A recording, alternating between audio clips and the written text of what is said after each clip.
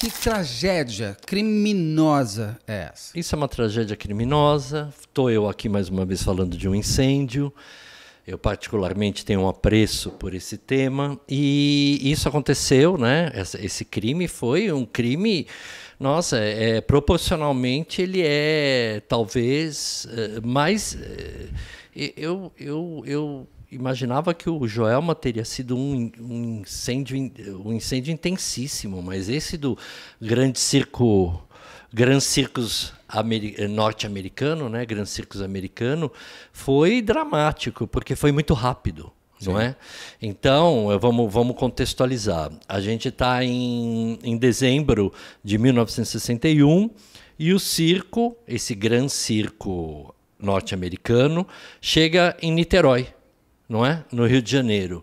E ele traz toda aquela aura do circo, né? Quando o circo chegava na cidade. Então ele fazia aquele desfile pelas ruas, tudo mais, e era um circo daqueles circos extremamente tradicionais, né? Sim. Que depois, com essa luta a favor da soltura dos animais de circo, que realmente tem um sentido, os circos foram mudando um pouco esse formato. Mas ele era um circo tradicional, porque ele tinha, por exemplo, ele tinha 60 artistas. Né? Ele tinha mais de 150 animais, ele tinha uma variedade de animais incrível, né? Era praticamente um zoológico, tinha elefante, leão, girafa, era uma coisa, né? Era o circo tradicional. Então, quando eles chegavam numa cidade, eles faziam aquele périplo, né? Passavam, faziam o desfile, os acrobatas, os palhaços vinham, todos bonitos, tudo mais. Esse circo, como eu falei, não sei se eu falei, mas vou falar de novo, ele era um dos maiores circos das Américas. Era um circo muito legal. Ele era do Danilo Stevanovic. Por que chamava norte-americano? Porque eu acho que ele circulava, né? E tinha bandeira dos Estados Unidos? Tinha. Bom, a gente está em 61, né? Então tinha um fetiche por tudo que era americano, né? Ele devia ser um circo pan-americano, digamos assim. Ele tinha artistas... Aquela tradição circense, né? Artistas do mundo todo. Deveria ter muitas pessoas da América do Sul trabalhando, tudo mais, e aquele fetiche de ser americano, né? Tudo que era americano tinha um certo endosso, sim, digamos assim. Você chegou aí a circos com animais? Cheguei aí a muitos circos animais. Aliás, circo é uma coisa que eu vou até hoje, tá? Eu tenho uma coisa... Eu vejo um circo e eu tento parar o carro e eu sempre vou. E esses circos populares são os que eu mais gosto, entende? Então eu apoio muito a arte circense e a galera que ainda mantém, porque o circo, Beto, é uma coisa que está no imaginário humano, né? Ele vem lá de Roma, ele é anterior a Roma, o circo, né? E aí ele toma esse formato que é o Coliseu. Era o circo, né? Os coliseus, que tinham todos aqueles espetáculos e tal. Depois, na Idade Média, eles começam a ter esse formato que a gente conhece, que é aquela coisa dos saltimbancos, né? Daquele pessoal que andava de castelo em castelo, de feudo em feudo, montando um tipo de espetáculo, e ali começa essa tradição itinerante do circo pela Europa na Idade Média. E depois ele vai tomando esse contorno, né? Apesar que em Roma também já tinha essa tradição de trazer animais africanos para a exposição, né? Sendo que muitos deles eram mortos ali no espetáculo. No Coliseu mesmo, Coliseu é um espetáculo, uma palavra... Tinham muitas mortes ali de pessoas e bichos. E eu acho que o circo, ainda bem que hoje não pode mais ter bicho. Não, né? hoje... Porque os bichos realmente eles sofriam muito, né? Muito, né? E era assim, era jaulinha. Você não foi a circo com leão, essas coisas? O leão todo... Eles montavam um cercado em volta do picadeiro, né? com umas cercas móveis, eles montavam e entravam as feras, e é lógico que a gente era criança, Sim. a gente não tinha esse olhar, mas meus pais comentavam isso nitidamente. Ai, olha o leão, tá todo macambuzo, olha a leoa toda machucada. Eu lembro da minha mãe falando muito. O bicho machucado mesmo. Minha mãe não gostava judiado. Meus pais também não gostavam, mas a gente queria ver. A gente queria ver o bicho, né? Porque era o ponto forte. Pular naqueles arcos. Nos arcos de fogo, tinha tudo mais. Graças a Deus isso acabou, os macaquinhos, né? Os cavalos, os chimpanzés. Eu acho que eu cheguei a ver zebra. Sim. Eu vi zebra. O show de cavalinhos era com zebras também. Os elefantes eram um clássico, né? E os elefantes eram animais que, para eles desempenharem aquele espetáculo, eles eram treinados em cima de chapas quentes, né? Então tocava uma música e eles eram condicionados em cima de chapas quentes. Então eles tocavam a musiquinha e a chapa esquentava e eles tinham que levantar os pezinhos. Tadinho. Porque a chapa estava quente. Aí quando tocava bem condicionamento, quando tocava a música de novo, eles já sabiam que eles tinham que levantar os pezinhos tal, e fazer aqueles... Era muito dramático. Mas nessa história do Gran Circus norte-americano, tem uma passagem de uma elefanta... Ou elefô, os dois são corretos. Ou elefô, mas tem um outro nome para ela também, que é aloá. Para elefanta? Para elefanta. Procura aí, gente. Como? Hã? Eliá é o nome para elefanta. Nossa, ou eu vivendo e aprendendo. Por isso que eu gosto de viver, eu aprendo sempre. Exatamente. Eliá. Então, o circo, ele era um circo grande mesmo, tá? Ele tinha os mastros deles, tinham mais de 17 metros de altura. E a lona, né, a tenda do circo, ela tinha 6 toneladas, Beto. Então era uma coisa grande mesmo. Só lá dentro cabiam 3.000 pessoas, não é isso? Exatamente. Só dentro. Fora o quê? O circo não é só aquilo. Você tem um monte de coisa ao redor. Sim, você tem um monte de coisa ao redor, então, exatamente. Só dentro desse grande circo tinham 3.000 pessoas. Isso. Eles chegam numa sexta-feira... Não, eles chegam naquela semana. Na sexta-feira é a estreia deles. No dia 15 de dezembro é a estreia deles, aquilo lota. No sábado é a mesma coisa. E no domingo, né, no terceiro dia, é o dia da tragédia. A mecânica do circo é muito assim. O que faz do circo ser muito interessante é que muitas vezes, na montagem dos circos, os artistas todos participam, né? E muitas vezes até os animais, tá? Os elefantes são usados para tracionar os mastros, carregar partes ali da armação toda. Então tem toda é muito colaborativo a montagem de um circo. E eles contratavam pessoas de fora, trabalhadores, né? Obviamente, uma mão de obra barata, não é? Sim. Uma mão de obra barata e não qualificada, que era para fazer esse trabalho de peão da montagem do circo. E entre essas pessoas estava o Adilson Marcelino Alves, né? O Dequinha, o famoso Dequinha, que era um cara que já tinha respondido por delito de furto, né? Ele estava ali solto e, segundo alguns, ele tinha um transtorno cognitivo, né? Que ele tinha o que eles chamavam na época de retardo, né? Ele era uma pessoa meio estabanada. Seria hoje o quê? Um déficit de atenção? Ele poderia ter um déficit de atenção como comorbidade, mas vai se revelar muito mais, né? Vai se revelar um traço frio, impulsivo, um traço psicopata, né? Pela dimensão do que ele vai causar. E ele está nessa equipe dos trabalhadores temporários, né, para montar o circo, e parece que na montagem do circo ele comete algumas gafes, ele deixa quebrar algumas coisas, ele é meio desatento, ele quebra um espelho do camarim dos artistas, tudo mais. e ele é posto para fora da equipe. E ele avisa que ele ia se vingar.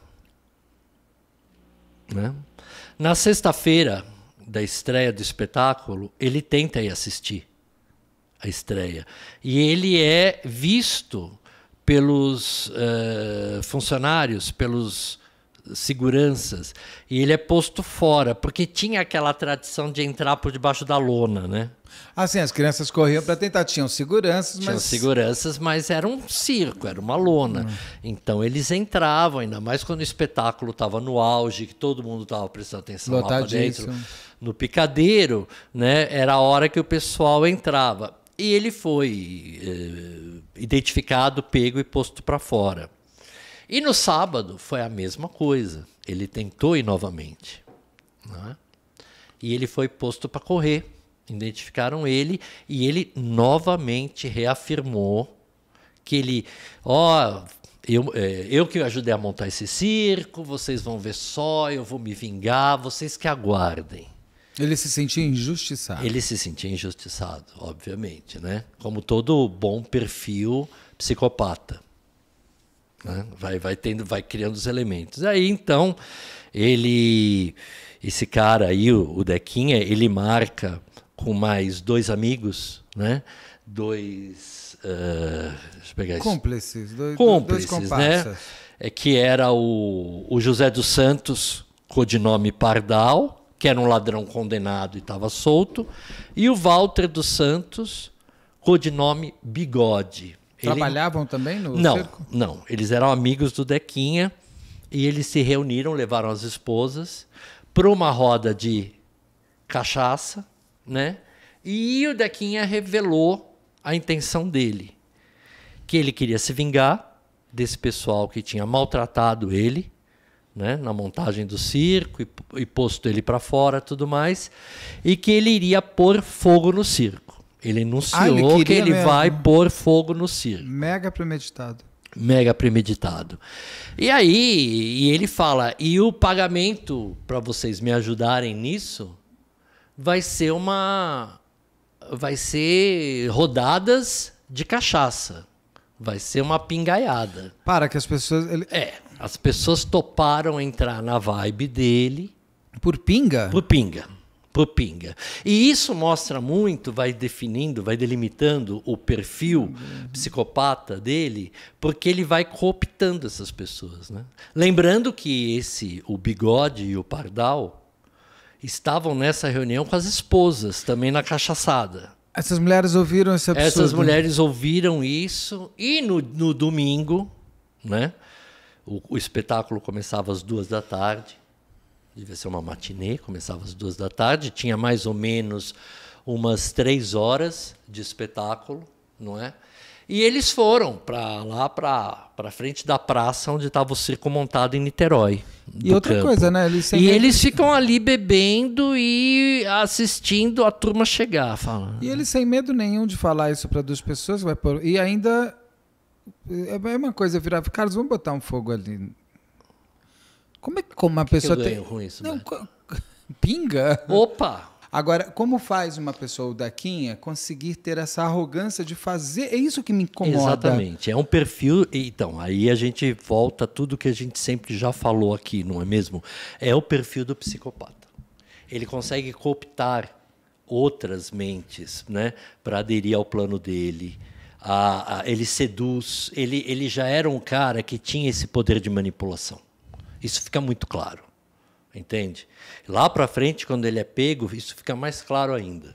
Sim. Então, eles vão lá para o circo, tudo mais, e na hora então, que o circo lota e começa o espetáculo, que eles vão agir, o tal do Pardal declina. Cai fora. E aí só vai o tal do Bigode. E ainda as mulheres dos dois, do Bigode e do Pardal, elas ainda perguntam, né? pô, mas você vai fazer isso mesmo? O circo está muito cheio, tudo mais, isso vai dar errado, vai dar... Não, eu vou. E elas ficam ali assistindo, junto com esse pardal, e vai ele e o Bigode. Entram por debaixo da lona e começam a assistir o espetáculo. E conseguem, durante o espetáculo, identificar o segurança, né, que trabalhava ali no circo, que tinha nos 2 dias anteriores posto ele para fora. É aquele cara lá, não sei o quê, foi aquele cara que me pôs para fora, tal, não sei o quê, tal. Ele falou, você tem certeza do que você vai fazer? Não, vamos. E eles derrubam, não era muita quantidade de combustível, de gasolina, ele põe, mas foi o suficiente, porque como vocês viram aí na abertura dos anúncios do circo, os circos já tinham... Porque assim, não foi o primeiro circo que pegou fogo, obviamente, tá? Esse não foi o primeiro circo no mundo que pegou fogo. Uma coisa é um acidente, outra coisa então, esse daí crime. Mas esse foi de uma proporção imensa. É a maior tragédia do Brasil. A maior tragédia do Brasil. De criminal mesmo. Exatamente. E já, por não ser o primeiro circo a pegar fogo, e a vulnerabilidade toda do circo estava na lona, não é mesmo? E era tudo de madeira, né, cara? Madeira, exatamente. Era aquelas montagens de madeira, as arquibancadas, tudo mais. O anúncio dizia que a lona do circo era de um material de nylon, que não era inflamável. Só que não era desse material. Era bem inflamável. Era bem inflamável. Então, na hora que começa o fogo, e o fogo começa nos últimos 20 minutos do final do espetáculo, o espetáculo ele começou às 2 horas da tarde, o espetáculo tinha 3 horas. Você vê como eram os circos antigamente, como é a grandiosidade desse circo. Ele tem um espetáculo variadíssimo de 3 horas. E a cada 3 horas tinha um novo começando. Porque não era uma sessão só por dia. Eu acho que no domingo talvez fosse uma só? Que fosse matinê. Que eu lembro de porque chegar... geralmente, hoje em dia são mais rápidos, porque os espetáculos... Não, estou falando da década de 70. Exatamente. Essa é 61, não é tão depois. A lona, tá vendo o último show do trapézio, e quem vê o fogo pegando no canto da lona é o pessoal que está lá em cima, no trapézio. São os trapezistas que começam a gritar lá para baixo. Fogo, fogo, fogo, saiam. Entendeu? E aí, quando grita fogo, aquele pânico generalizado, as pessoas rápido, correndo, né? Em 5 minutos. Comeu tudo. Em 5 minutos, comeu. Entendeu? Em 5 minutos aquilo se alastrou, começou a formar a fumaça negra, a embaçar, tóxica. As pessoas caíram naquela correria, todo mundo correu para um lado. Aquela bancada deve ter começado porque exatamente, começou a desmontar aquilo, com as pessoas pulando, se jogando. Tinha muita criança, tá? Tinha muita criança. Então, assim, aquilo virou uma proporção, aquilo foi uma coisa absurda, porque em 5 minutos aquilo tomou conta de tudo, houve muito pisoteamento. Os mastros pegam fogo e quebram, e depois de um tempo a lona cai em chamas nas pessoas que ainda estavam ali perdidas. Nossa, entendeu? E abafa, então, todo mundo. Olha, os números só uma coisa, uma mistura de Boate Kiss com Joelma, né? Isso. O circo estava com a lotação cheia, né? 372, lembra que no Joelma chegou a 200, né? 190 e alguma coisa. Mais? Você vai falar o número de mortos? Não é mais 372 pessoas morreram na hora. Ah, tá. Ali. O número de mortos foi de 500, porque foram pessoas morrendo ao longo, porque as pessoas saíam pegando fogo pelas ruas de Niterói, ali do entorno, né? Corpos pegando fogo, as pessoas começaram a correr, não tinha água, não tinha nada, as pessoas começaram a correr para abafar aquela chama, as pessoas ficaram com 2/3 do corpo queimado e depois com as decorrências disso daí. E no meio dessa loucura, né, os animais ficaram em polvorosa. Imagino. Né? E começaram a arrebentar a jaula, e começaram a fugir. E tem o caso de uma elefanta, de uma elefoa. Tem foto aí, viu, da elefanta? Né? Que, no desespero das chamas, ela atravessa o picadeiro. E atrás dela, graças a ela, dezenas de pessoas conseguem se salvar. Ela fez um porque corredor. Ela abriu um corredor, né? Obviamente ela pisoteou algumas pessoas também, não é? Sim. É um elefante. Mas ela abriu um corredor e ela foi considerada uma heroína para a época, porque ela abriu esse corredor e muitas pessoas que estavam ali perdidas na fumaça seguiram o vulto da elefante. Porque ela deve ter aberto um belo corredor. Apavorada, até apagar. gritando. Imagina o quanto ela se machucou. O elefante tem um couro muito forte, né? Mas lembra que a lona está caindo, tadinha. Aquele material como se fosse uma... É uma cera escaldante. Como se fosse aquela coisa do plástico pingando, sabe? Você já viu pegando fogo, aquela coisa pinga? que pinga como uma lava de vulcão. Olha, Beto...